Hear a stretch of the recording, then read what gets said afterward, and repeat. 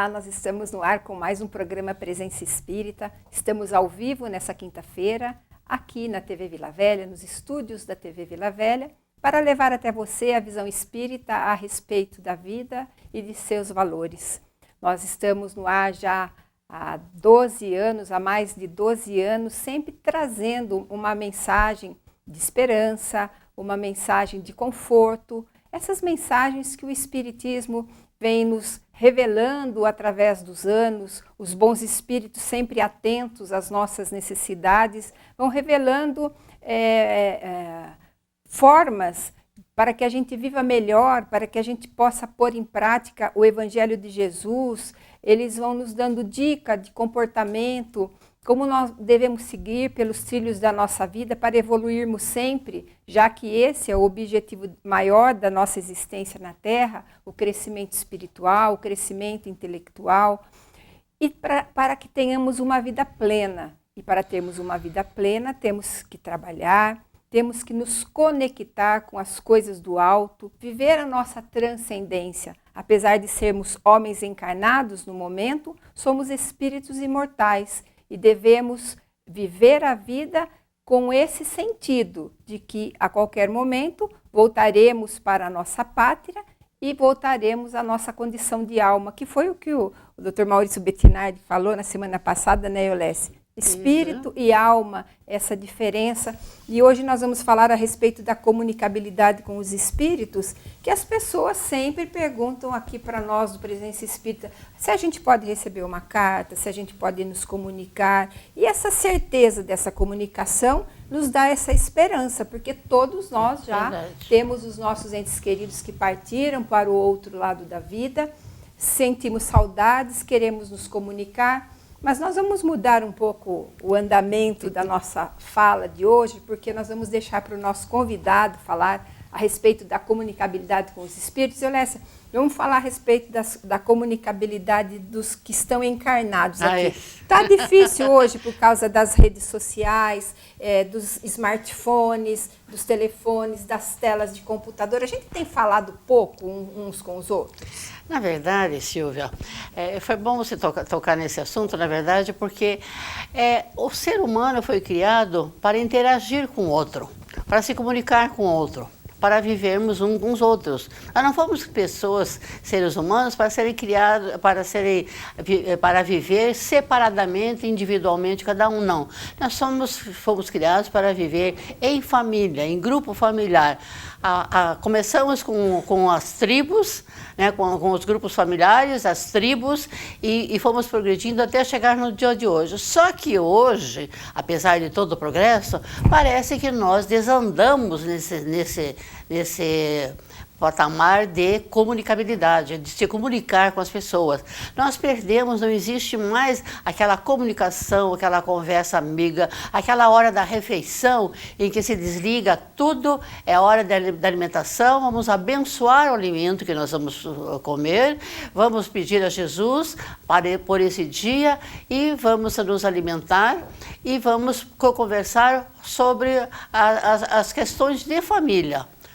Mas hoje não existe mais isso. Corre um para um lado, corre a esposa para o outro, o marido para um outro local, e corre para levar para o colégio, e corre para levar isso, aquilo, aquele outro, e no celular, onde você vai, está todo mundo, não estou falando contra o celular, não. Tudo tem que ser na sua medida exata, não é que estamos condenando, não, pelo contrário.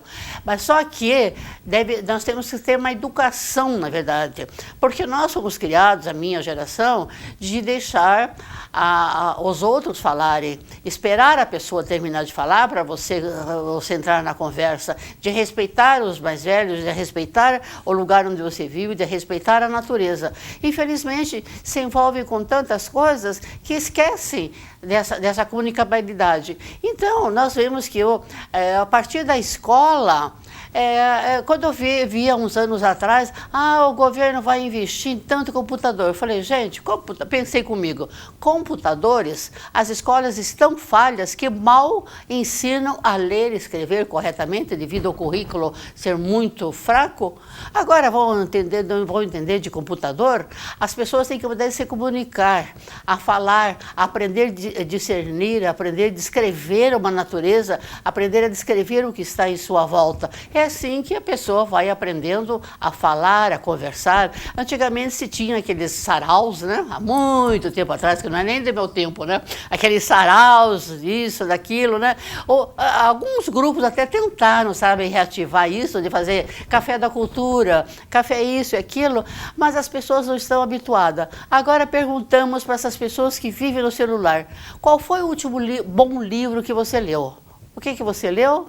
Você lembra do que você leu?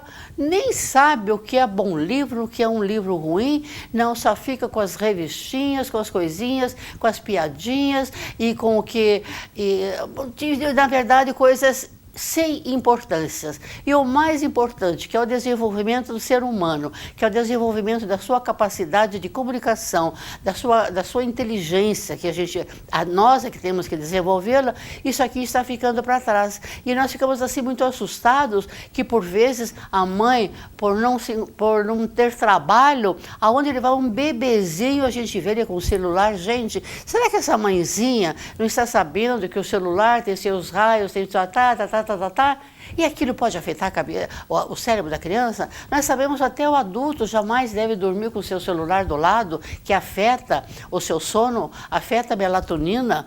O planeta já está sendo afetado, já está sendo afetado com todas essas luzes que existem. Então, Silvia, realmente eu acho que está faltando a comunicação entre os vivos, né? Entre os vivos, entre as pessoas. E aí vem uma questão muito importante, que é a questão da educação, que Allan Kardec definiu de uma maneira fantástica. Kardec disse que a educação é a arte de formar o caráter. E onde nós formamos o caráter? Dentro do lar. É no lar que nós recebemos os espíritos que serão nossos filhos e que cabe a nós colocá-los no trilho do bem, no trilho do amor. E a escola e a universidade será responsável pela instrução, pelo desenvolvimento intelectual dos nossos filhos. E que, aliás, nós devemos sempre estar de olho no que está acontecendo nas escolas, para saber o que os nossos filhos andam aprendendo. Mas a educação, aquilo que nosso amigo Maurício Rezende sempre diz aqui no programa Presença Espírita, que nós educamos o nosso filho não para o mundo, mas para a vida eterna. Então, cabe a nós, pais, direcionar as nossas crianças para o caminho do bem, para o caminho da moral do Cristo, para o caminho do que é certo, sendo para eles o exemplo. E aí entramos nesse assunto da questão da comunicação, porque muitas vezes as nossas crianças têm algum tipo de problema que na realidade é simplesmente a falta de informação dos pais em relação àquele questionamento, àquela dúvida, porque não há mais o diálogo tão importante entre os seres de uma mesma família para que as dúvidas sejam sanadas, para que os desentendimentos sejam sanados, porque muitas vezes dentro do lar, aliás, a gente fala alguma coisa sem perceber que magoou a pessoa. E numa conversa, num diálogo, nós conseguimos resolver aquela pendência que pode ficar na mente de alguém ruminando uma existência inteira. Pois é, e você sabe que nós temos assim filmes muito bons que nos ajudam, né? Às vezes a mãe não tem muito tempo de ler qualquer coisa. Nós temos aquele filme Allan Kardec, que agora já está no Netflix, sabe? Excelente em torno da educação. Tem aquele filme Os Corajosos, que fala sobre os policiais, que daí tanto viram uma estatística que a maioria dos bandidos, e isso é uma realidade nossa também, que a maioria dos que eles prendiam era todos porque não tinham pais, não tinha quem os orientasse, então eles estavam perdidos, sabe? Eles estavam perdidos, não tinham o que fazer, eles precisavam de uma âncora, e a âncora surgia através das gangues. A gente sabe que isso acontece no Brasil mesmo, através das gangues. Então daí, um dia um dos policiais, eram 4 amigos, assim, eles foram conversando sobre esse assunto, e falaram, não, mas nós temos que fazer uma coisa diferente, nós nós somos responsáveis pelos nossos filhos, sabe? Nós somos responsáveis pelos nossos filhos, alguma coisa temos que fazer. Eles fizeram um compromisso de paz, sabe? Aí, esse mesmo policial que teve essa ideia, ele tinha um filho adolescente, e aconteceu isso porque ele perdeu a filha de 8 anos num acidente. Um motorista bêbado bateu no carro e a filha morreu na hora. E ele dava mais atenção para essa filha do que para o filho adolescente que queria correr, ele não gosta de correr. Aí ele percebeu que era a falta de atenção do pai. Então aí nesse filme a gente vê como muda todo o panorama quando um pai e uma mãe dão atenção na hora certa para o filho que quer saber alguma coisa. E fazer atividade com o filho, mesmo que você não goste. Ele não gostava de correr, mas falei, o único jeito de eu estar junto com meu filho, eu vou correr. Então é esse posicionamento de pai e mãe que nós temos sempre nas volta e meia, nós falamos em educação, né, Silvia? Porque é muito importante isso. Nós somos, como você falou, o pai e a mãe educam os filhos para a eternidade, não é para essa vida só. Então nós somos responsáveis lá na frente e quando chegarmos para o lado de lá, nós vamos nos questionar, que fizeste dos filhos que te confiei? Então, criar filha é fácil. Hoje nós falamos sobre educação numa reunião que nós tivemos, mas educar filho realmente não é fácil. Requer muita energia, requer muito desgaste e muita gente sem dormir. Mas compensa, vale a pena. Nós temos que nos dedicar a essa tarefa, afinal de contas. É nossa, né? É nosso compromisso. Nosso compromisso que assumimos no mundo dos espíritos em receber aquelas almas e ensinar-lhes o caminho do bem, o trilhar pelo caminho da moral do Cristo, para que lá no futuro nós não tenhamos muitas vezes que reencarnar em reencarnações difíceis para amparar aquele filho que no passado nós não demos tanta atenção e que acabou escolhendo caminhos não muito fáceis de trilhar. Mas agora nós vamos encerrar essa parte do programa, porque no segundo bloco a gente vai falar a respeito da comunicação com aqueles que estão do outro lado da vida. Vamos falar a respeito da mediunidade, dessa faculdade maravilhosa que nos proporciona saber a respeito daqueles que já partiram para o mundo dos espíritos. Vamos fazer um rápido intervalo e já voltamos.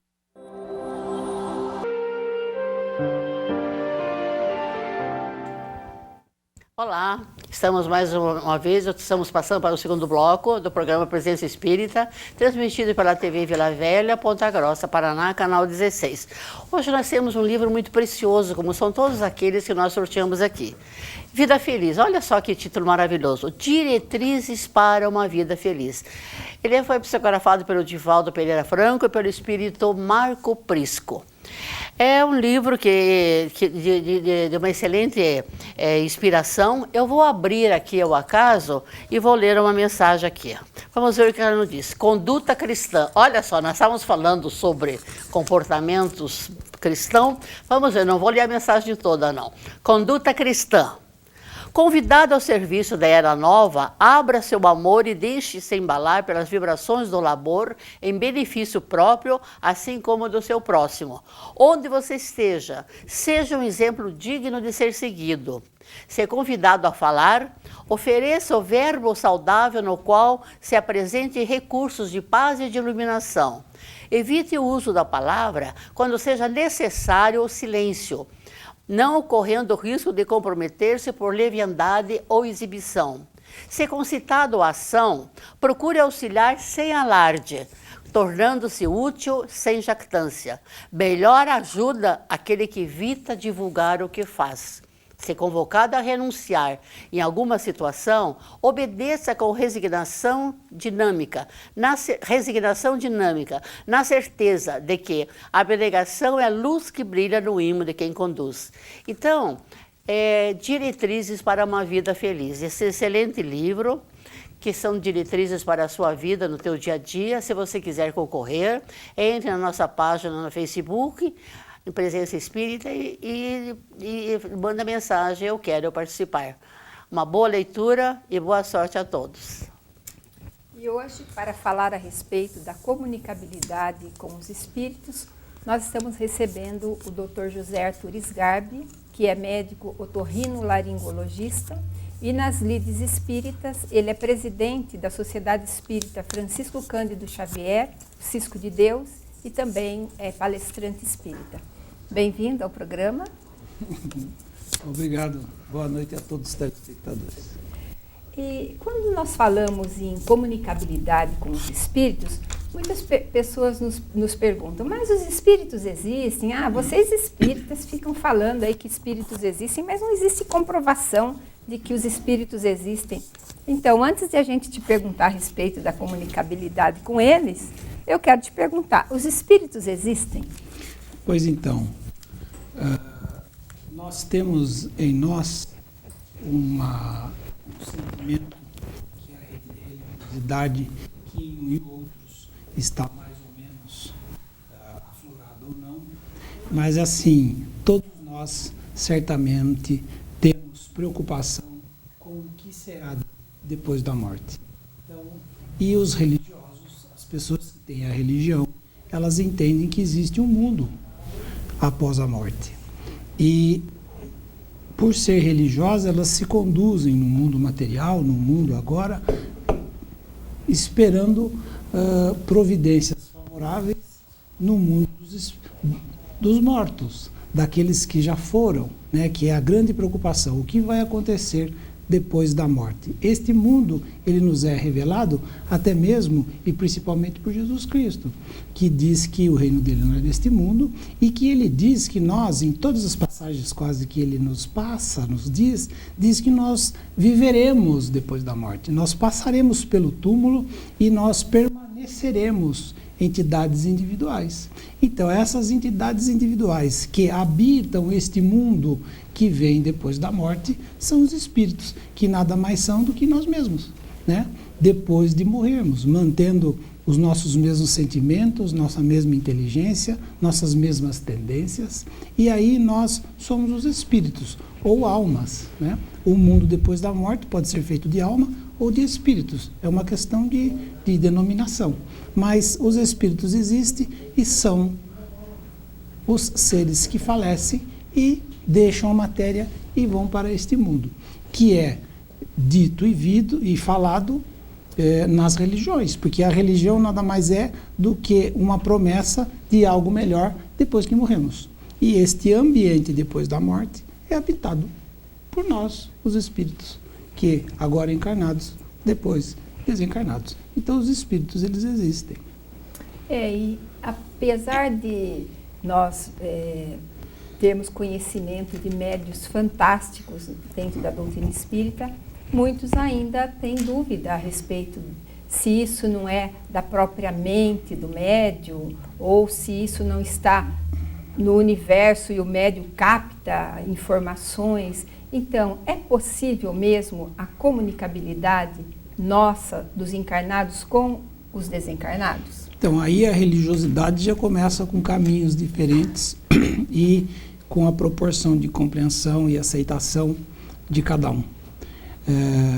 Que todos entendem que a vida após a morte permanece e as almas lá estarão, não há nenhuma dúvida nas religiões. O que há é esta celeuma, se há possibilidade ou não da comunicabilidade. Há, porque assim, em todas as religiões, de uma maneira ou de outra, existe a explicação de que existe comunicação do mundo transcendente para com os que estão na matéria. Anjos, demônios, né? São várias denominações para essa comunicabilidade. O Espírito Santo, né? E assim, nós temos comunicações o tempo inteiro. É uma comunicação intuitiva.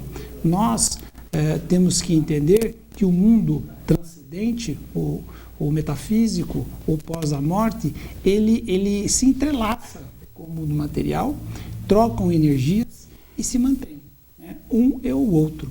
Então, essa comunicabilidade, ela existe no mundo da energia e no mundo da vibração mental e na relação mental entre um ser encarnado e um ser desencarnado.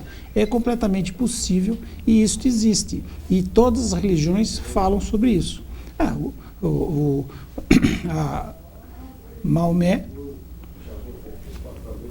todos, Jesus Cristo conversava. A religião muçulmana, ela é toda ditada por um anjo, né? Então, Isso existe o tempo todo. As denominações que são diferentes. Mas essa comunicação ela está aí na literatura, na história, comprovando que essa comunicabilidade existe. E o Espiritismo é o auge desta comunicação, porque é um trabalho sistemático de um educador que tem o codinome de Allan Kardec, que ele, de forma sistemática, ele esgota este assunto e pergunta através da comunicabilidade dos espíritos. Ele esgota muitas e muitas perguntas, ele versa vários temas com a resposta dos espíritos. Então, o Espiritismo nada mais é do que isso. É uma codificação de respostas de perguntas feitas por este senhor chamado Allan Kardec, que é um codinome, né? Bom, agora nós vamos fazer um contraponto a isso, porque todos nós cristãos lemos a Bíblia, lemos o Velho Testamento, o Novo Testamento, e no Velho Testamento Moisés deixa claro a proibição da invocação dos mortos. E essa é muitas vezes, esse é o argumento, muitas vezes, que os nossos conhecidos, os nossos amigos, que pertencem a outras religiões, usam para combater a nossa crença, então, dessa possibilidade de comunicação. Por que Moisés proibiu o povo hebreu de se comunicar com os mortos e de evocar os mortos? Antes dessa resposta, tem que dizer que isso é mais uma prova de que realmente os espíritos existem, porque Moisés já os proibiu desde a comunicação com eles lá atrás. Então, isso é algo que é pacificado, né? Ninguém proíbe o que não existe, né? Exatamente, isso é pacificado. Então, o Moisés já nos diz que os espíritos existem lá atrás.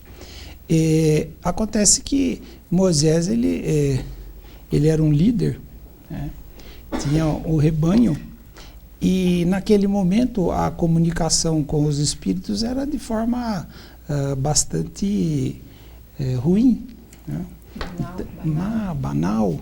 E ainda hoje existem essas comunicações banais, né? Então existem seitas demoníacas e tudo que evocam entidades inferiores. E assim, como nós temos ainda o nosso estado evolutivo não é dos melhores, nós acabamos nas evocações atraindo espíritos também que não são os melhores. E aí a gente pode ter conselhos e termos orientações não satisfatórias. E até assim, cobranças de atitudes pouco nobres. Então, era muito comum isso lá atrás. E ainda é hoje. Existem seitas satânicas até hoje que evocam entidades demoníacas. E Moisés é muito mais fácil, é muito melhor você inibir tudo, e esse tudo era uma minoria que existia uma comunicação saudável, a grande maioria era uma comunicação ruim, então ele inibiu tudo, ele proíbe naquele período que isto se fizesse, para que ele pudesse ter então uma melhor higiene no povo dele, né? É por isso que ele proíbe. E hoje nós vemos que se a gente for fazer uma análise em relação àquele período, foi uma atitude bem tomada, assim como muitas outras dele. Bom, nós vamos ainda falar bastante. Você pode mandar a sua pergunta através do Facebook sobre esse assunto ou sobre o outro. Nós passaremos para o José Arthur no último bloco, mas agora a gente vai fazer um intervalo. Logo, logo nós voltamos com o terceiro bloco do programa Presença Espírita.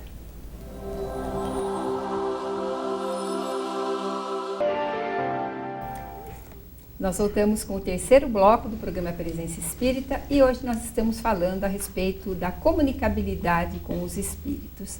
Existem pessoas que são chamadas médiums e que são mais ostensivas e têm essa faculdade mais desenvolvida. Os médiuns são seres especiais, são seres privilegiados, Por que eles têm a capacidade de comunicação mais ostensiva e outros não têm? Especiais, privilegiados não, mas diferentes certamente.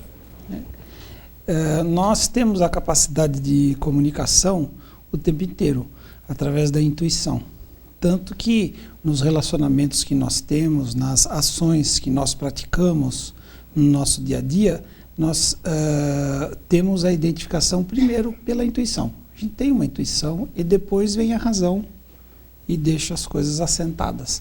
Mas o primeiro ponto é a intuição. Então esse sentimento intuitivo das coisas é então uma ligação que nós temos com o mundo dos espíritos, porque seria impossível a permanência de qualquer ser encarnado sem o contato constante com as energias e com os pensamentos e com as leis e com os fenômenos do mundo dos espíritos. Porque nós estamos dentro do mundo dos espíritos, mas de forma mais densa. Desta forma, quando nós entramos na doutrina espírita, nós temos então aquele jargão que todo mundo é um médium, né? Na verdade, todo mundo tem esse atributo e esse benefício de ter a comunicação com o mundo dos espíritos, com os seres mais evoluídos, com as energias transcendentes que nos mantêm aqui. Agora, a mediunidade classificada por Allan Kardec são mediunidades que usam os órgãos dos sentidos e a psicografia para fazer esta comunicação e também poder evocar, poder ter uma comunicação ostensiva, direta com o mundo dos espíritos. Então esses são os médiuns, através da audição, da visão, né, da fala ou da escrita, são classificados esses médiuns, que eles são intermediários entre um ser que não tem um ser encarnado que não tem este atributo e o mundo dos espíritos. Então ele traz a comunicação viva, ele transfere através dos sentidos estes sentimentos e estas ideias. Então aí são os médiuns classificados. Doutor José Arthur, já estava falando sobre mediunidade, comunicabilidade, e tem muitas pessoas que vêm a gente falar assim, eu sou grossa, não enxergo, não vejo, mas eu tenho muita intuição. E as minhas intuições dão certo. Intuição também é um tipo de mediunidade? Certamente. É a primeira, é a mais, a que todos nós temos. Todos nós temos. A intuição é a mediunidade mais básica que nós temos. Então começa com a intuição... Às vezes fica lá na intuição. Às vezes fica na intuição e não se desenvolve mais nenhuma. Então não é uma questão assim, digamos, tem patamares aí. Começa com a intuição, vai desenvolvendo a mediunidade, não é assim que acontece. Às vezes fica na intuição o resto da existência. E a gente fazendo um bom contato, um bom feeling, sabendo utilizar bem esta intuição, a gente tira grandes benefícios. Nós não precisamos ver, nem ouvir e nem senti-los assim, fisicamente. Basta que a gente tenha esse sentimento intuitivo. E essa intuição, por exemplo, se a pessoa segue a sua intuição, e essa intuição, ela é dada, é inerente a ele ou é o protetor dele que está intuindo? Veja bem, é a ligação que a pessoa encarnada tem com o mundo espiritual. E pode ser com o seu anjo de guarda, pode ser com alguma entidade que está lá querendo o nosso bem. Não existe um ser só que fica tomando conta da gente, mas quando a gente faz essa ligação vibratória com estados melhores de vibração, a gente fica se comunicando com eles. Então, aí, com essa sua resposta, a gente vê a importância da sintonia, né? É isso aí. A gente estando em boa sintonia, não armazenando na nossa cabeça, em nós, coisas deletérias, coisas inferiores, nós damos condições para os nossos espíritos protetores nos ajudarem. Dependendo da sintonia, é um estado de coisa. E aí que vem a pergunta, Lécia, que a gente sempre, nos centros espíritas, a gente recebe as pessoas e essas pessoas nos perguntam, como desenvolver a minha mediunidade? Eu não sinto nada, eu não consigo escrever nada, eu não vejo nada, nem um arrepio eu sinto, como você disse, né? Então, há possibilidade de eu desenvolver, e por que as pessoas usam esse termo, desenvolver? Essa pergunta, inclusive, foi feita uma vez para Chico Xavier, como eu faço para desenvolver a minha mediunidade? E ele respondeu, comece aprendendo a amar o próximo, né? Achei uma resposta fantástica essa dele, né? Então, como desenvolver a mediunidade? Tem um método, tem uma maneira? A mediunidade é um talento, né, que nós temos, é um fenômeno que acontece conosco de forma muito específica, e muitas vezes a mediunidade é igual a gente ser o único testemunha de um crime, né? A gente sabe que existe, sabe quem matou, mas não consegue falar para ninguém, né? Que é a coisa assim, olha, foi ele que matou, mas então prove, né? Mediunidade é mais ou menos assim, eu sinto, vi, mas então prova, você não consegue provar. Então, assim, a mediunidade, o desenvolvimento da mediunidade nada mais é do que entrar em contato com o métier, né? Saber se comportar, saber identificar um bom ou um mau espírito, saber lidar com os sentimentos que esta habilidade, que este talento causa. Às vezes são sentimentos perturbadores, né? Medo, angústia. E enquanto uma coisa de um potencial tão grande, que faz com que a gente entre em contato com coisas tão diferentes, não palpáveis e às vezes até não defensáveis, faz com que a gente fique inseguro. E então o desenvolvimento nada mais é do que conhecer esse métier, né? E nós escutamos isso, você precisa desenvolver. O que é desenvolver? É participar e ter como referência ou como instrução pessoas que já estão lidando mais com isso, para que isso passe a ser algo menos tenso, mais normal, e saber lidar com essa situação, com esse talento, né? É igual uma pessoa que sabe cantar, né? Ela sabe cantar, aí ela vai e tem lá suas instruções com canto, com o professor de música, começa a participar de shows, de encontros, de eventos de canto, começa a aprender a cantar, começa a aprender a se colocar, descobre o seu tom de voz, a sua potência vocal, né? Classifica-se a capacidade que ela tem de cantar, aí ela vai ficando experiente no ato de cantar. Então, quando nós temos o talento da mediunidade, o desenvolver é se tornar experiente no ato da comunicação com os espíritos. Nada mais do que isso aí. E às vezes leva um tempinho, né, Eulécia? Leva tempo. Leva tempo, porque até você chegar àquela pessoa que é espírita ainda não tem, mas a pessoa que não é espírita, assim, ela leva tempo para entender, porque parece as coisas muito complicadas. Quando você conhece a doutrina, você vê que é a coisa mais simples da vida, parece que faz parte da vida, né? Porque nós nos envolvemos tanto com a vida física, que quando você vem espiritismo, eu tenho que ir ao centro, é tudo diferente.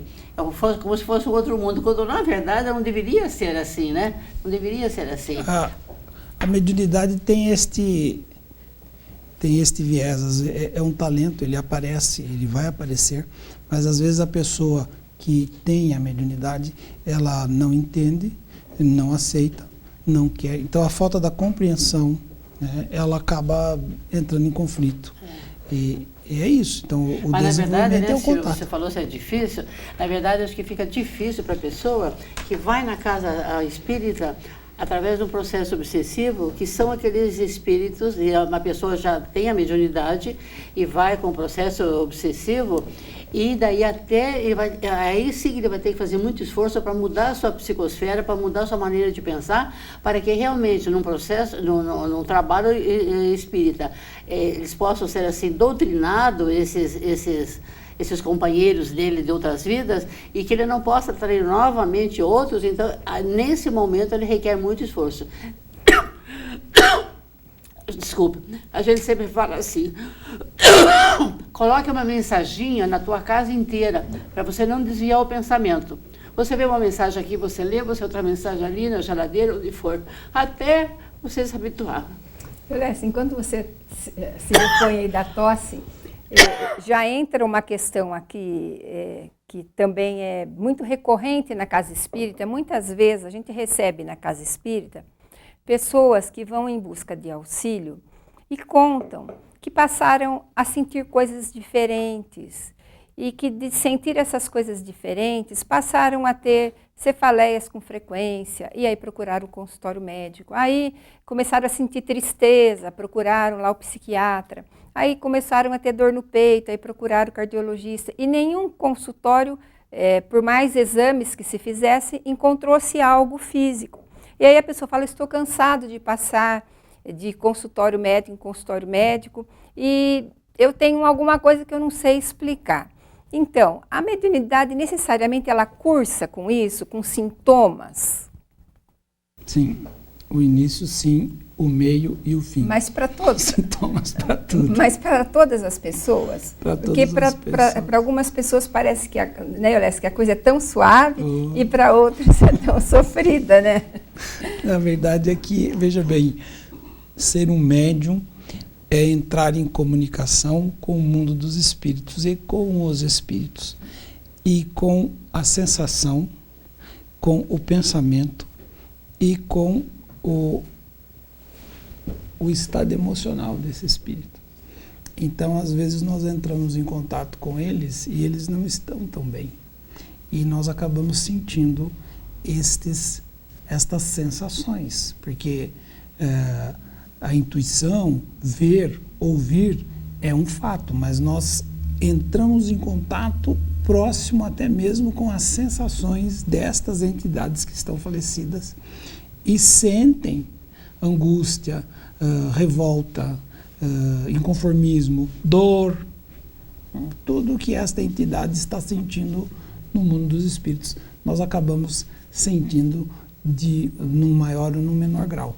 Então, normalmente, é uma coisa angustiante realmente. Então, aí depois, quando o médium está bem, eu dizer gaúcho, né, bem bagual, ele acaba sentindo as sensações do espírito. De repente ele está bem lá, não, agora eu estou bem aí, estou desenvolvido. Aí ele vai, a entidade está com dor no coração, está com dor na cabeça, ele sente também. Então, é uma situação desta natureza, porque nós estamos com sentimentos e sentidos. Mas com o passar do tempo, nós vamos deixar essa pergunta no ar. O médium que então está treinado, ele vai começar a saber que certas sensações são do espírito, ele vai começar a trabalhar isso, mas ele vai explicar, não sou eu que vou falar do assunto, a gente volta com o último bloco já do programa Presença Espírita. Nossa,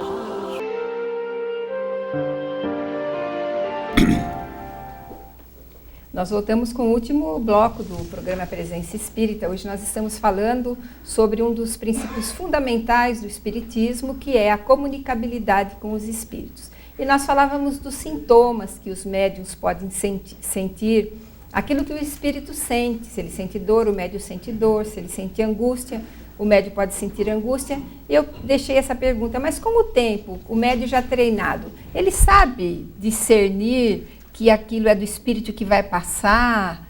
Ele tem essa... Ele passa a contar mais com isso, né, e ter mais esta noção, sim. E não tenha dúvida, quanto mais tempo de mediunidade, mais experiência, mais as situações vão sendo únicas e ímpares com ele, e ele vai, num autoconhecimento, ele vai desenvolvendo uma experiência nesse sentido, e ele é capaz de discernir. Mas não é porque ele consegue discernir que às vezes a dor passa, entende? Mas esse é um outro assunto. Ele fica mais tranquilo, pelo mas menos. Ele entende que é isso, né? Não vai ficar batendo todo dia no consultório médico. Bom, outra pergunta que quando as pessoas chegam, às vezes pela primeira vez, na casa espírita, é: como saber se eu tenho mediunidade? Ou, às vezes, a gente, numa reunião de amigas que não são espíritas, às vezes elas perguntam: como é que a gente sabe se a gente é médium ou não? Primeiro é procurar alguém que entenda sobre isso, né? Que tenha uma vivência nisso, um outro médium, uma casa espírita, um grupo de pessoas que exercitam esse tipo de coisa, lidam com isso de forma frequente, para dar uma explicação, um alento. É desta forma que se faz, praticando e indo. é que se descobre, é a prática que mostra. Porque no início da mediunidade nós vamos sentindo sentimentos muito vagos, né? Angústia, ansiedade, insônia, né? Angústia é algo que você sente, é algo diferente, que você não se sente à vontade, mas você não sabe explicar por que sente, né? Tá angustiado. Angustiado é alguma coisa que é um sentimento, veja bem, angústia é algo que é um sentimento sem uma razão aparente, lógica, explicável. Então, quando nós começamos a sentir esse tipo de sentimento, nós temos uma grande potencialidade de estarmos diante do aflorar mediúnico. Isso é evidente e a grande maioria das vezes é assim que se inicia. Mas muitas vezes, a Lécia também tem essa experiência, quando a pessoa ela fica de frente com esses sintomas, ela vai buscar o médico, né? Muitas vezes, ou o psicólogo, ou o psiquiatra, porque ela entende que ela está com um problema psicológico. E o Espiritismo não desrecomenda isso. Ele fala até que a pessoa deve mesmo procurar inicialmente uma ajuda médica para fazer esse diagnóstico, né? Se a pessoa está sentindo mesmo. Como Jesus Cristo diz, eu não vim descumprir a lei, né? Cumpri-la. Então tem a lei dos homens e tem a ciência dos homens. Lógico que esta pessoa precisa se expor a uma avaliação de um profissional competente nesta área, mas assim, se nada for averiguado de sério, de importante, e ela continua com essas angústias, com essas ansiedades, é um indício de que nós estamos diante de uma mediunidade, né? Bom, muitos de nós, mesmo no mundo dos espíritos, antes de nós encarnarmos aqui na matéria, nos comprometemos a trabalhar nessa área da mediunidade, no campo da mediunidade. E chegando aqui, diante dos percalços, esses próprios sentimentos que muitas vezes a mediunidade nos traz, a pessoa desiste, ela quer se livrar daquilo, ela não quer trabalhar naquele campo. Então, o que acontece? A pessoa sofre consequências? Então, essa energia mediúnica, se ela não for trabalhada? A comunicação com o mundo dos espíritos, às vezes, só no âmbito da intuição já causa transtorno. A pessoa tem intuições negativas, intuições depressivas, intuições ruins, intuições. Já é suficiente para a pessoa desequilibrar, mesmo que não tenha uma mediunidade ostensiva, essas classificadas que a gente tem, né? Não precisa começar a ver espíritos para ficar aquilo que alterado. A Lécia falava da questão da sintonia, né? Exatamente. Então não tem essa necessidade de um distúrbio tão grande para que você, eu sou médio e tal. Às vezes a intuição, que é a mais comum de todas elas, já pode causar distúrbios e transtornos. Quando a pessoa resiste, ela, lógico, veja bem, nós, no mundo que nós estamos, nós temos a condição de escolha, né? Então nós temos a condição a escolher ir em frente, conhecer, lidar com isso de forma tranquila, banal, diária, compreender e usar aquilo a teu favor, ou negar. E assim, gasta-se muita energia em negar. Gasta-se medicamentos, gasta-se tempo, gasta-se existência tentando negar. Então, o melhor caminho sempre é realmente deixar fluir, procurar a experiência, procurar a ação na mediunidade, do que tentar embotar, trancar, parar. Porque é algo que não vai parar de acontecer, né? Não existe que eu conheça nenhum medicamento suficientemente capaz de parar com a mediunidade. Não tem aí um tranca-mediunidade no mercado, não tem no comércio, me dá aí...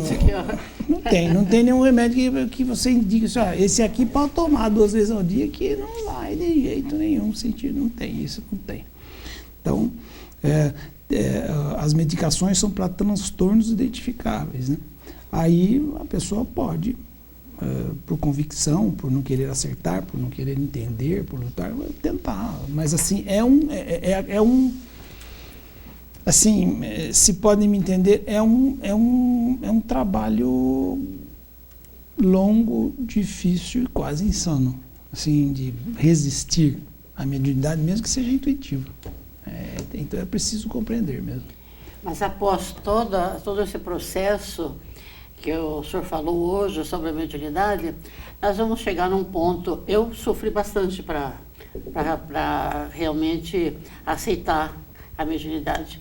Mas hoje eu me arrependo do tempo que eu perdi. Porque, na verdade, você se sente muito bem, você no começo você acha, mas eu tenho esse compromisso, agora eu tenho que ir, tenho que deixar isso, aquilo, não. É importante que a gente se disciplina, não, tal dia eu tenho que ir no centro, eu tenho que atender aqui, eu sempre tenho que estar bem, porque às vezes pode aparecer uma emergência, uma pessoa precisa de um passe, e como é que eu vou estar se eu não estou bem, se eu tomei uma bebida alcoólica, ou se eu briguei com alguém? Então, ela realmente nos educa em todos os sentidos, né?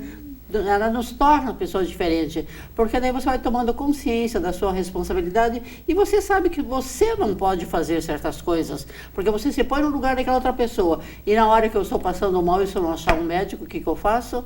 Assim também é na mediunidade, né? Então a gente também tem que estar sempre pronta, em prontidão, pronto-socorro, não. Mas sempre em condições que se aparece uma emergência, você pode ajudar, assim como todos nós, né? Não só em campo da mediunidade. A mediunidade é uma ferramenta que nós temos, assim. O médium, ele tem o grande benefício de entrar em contato com o mundo dos espíritos, de ter a prova nele mesmo, ser a única testemunha do crime, né? E olha que ferramenta maravilhosa para a pessoa ter convicção do transcendente, da vida após a morte, daquilo tudo que Cristo nos ensinou, né? Então aí ele está muito mais próximo também de falar, bom, então se é esse o caminho, eu vou nisso. Então, diferente de uma pessoa que não tem essa intuição nela mesma. Então, assim, a pessoa que é médium, ela tem a convicção que realmente as coisas existem, porque é nela que está acontecendo e ela é a prova viva. Não tem nenhum remédio, nenhum comprimido que resolva o assunto. Ela é a prova viva de que tudo é real. Né? Então, assim, ela não se pode enganar. Aí, dessa maneira, ela começa a agir nesta vida para ganhar dividendos na próxima vida. É uma ferramenta muito interessante. Bom, muitas pessoas também nos perguntam, trouxemos hoje praticamente dúvidas que chegaram aqui no programa Presença Espírita. Muitas pessoas querem assistir reuniões mediúnicas, mas as reuniões mediúnicas, na maioria das casas espíritas, ela é fechada ao público. Por que as pessoas não têm acesso às reuniões mediúnicas? Na maioria das casas espíritas, elas são fechadas. Elas já foram abertas, né? E ainda hoje tem abertas para determinadas situações. É assim que as reuniões mediúnicas de um grupo fechado, cria-se mais uma harmonia entre o grupo, né? É aquele grupo que está ali o tempo inteiro. Então, desenvolve-se um modo de operar. A mediunidade e a convivência é alguma coisa bastante tem lá suas dificuldades, uma pessoa com a outra. Não é porque a pessoa é médica que ela já chega, então ela tem que ser aceita no grupo, ela tem que conhecer as pessoas que estão ali para melhor se sentir à vontade e melhor desenvolver. É uma irmandade, vamos assim dizer. E por isso que os grupos são atualmente fechados. E também assim, pessoas que não têm muito conhecimento, às vezes se admiram, às vezes vão lá não para uma reunião mediúnica, e sim mais como se fosse assistir uma peça de teatro, um filme, tirar curiosidades, às vezes saem com mais dúvidas do que entrou. Né? Então, não ajuda também o seu estado vibratório no ambiente, pode não ajudar, é só por causa disso. Não que a reunião mediúnica seja assim, nossa, tem que ser uma coisa fechada, trancada, tem que ser aí uma reunião secreta. Não tem essa necessidade. Se quiser se fazer reunião com o público aberto, o maior de todos, o Chico Xavier era aberto. Ele fazia grandes reuniões abertas. Tinha reuniões que ele participava com o grupo fechado? Também tinha. Mas a maioria das manifestações que o Chico fazia eram portas abertas, milhares de pessoas, muitas pessoas. Né? Então, isso não é regra. Mas vai ser melhor se o grupo é fechado. Sem dúvida, se tem essa noção. Bom, nós estamos encerrando o programa Presença Espírita. Temos o livro Vida Feliz, né, Lécia? Eu vou pedir para o José Arthur sortear. Nós temos várias participações no Facebook, agradecemos pela sua participação. Vamos ver quem ganhou o livro. Você que tem que ler. É o Mauro Plaviato, que sempre participa aqui conosco como nosso assistente aqui, telespectador de quase todos os programas de quinta-feira. Então, o Mauro ganhou o livro que vai estar na Livraria Espírita Educadora a partir de sexta-feira, amanhã, na Rua Santos Dumont, ao lado da Cefam, Sociedade Espírita Francisco de Assis. E esse programa vai para o nosso canal aqui no Facebook. A partir de amanhã à tarde você poderá revê-lo no Presença Espírita Ponta Grossa e também compartilhar, se quiser, para que essa mensagem possa... porque isso sim, né, Eulécia? Isso que é comunicabilidade, né? Esse possa ser compartilhado e a mensagem da imortalidade da alma possa passar de página em página, auxiliando as pessoas que muitas vezes têm dúvida a respeito da própria mediunidade. Nós agradecemos pela sua presença. Eu que agradeço. E na semana que vem estamos ao vivo com mais um programa Presença Espírita. Até mais. Até mais. Boa noite. Boa noite.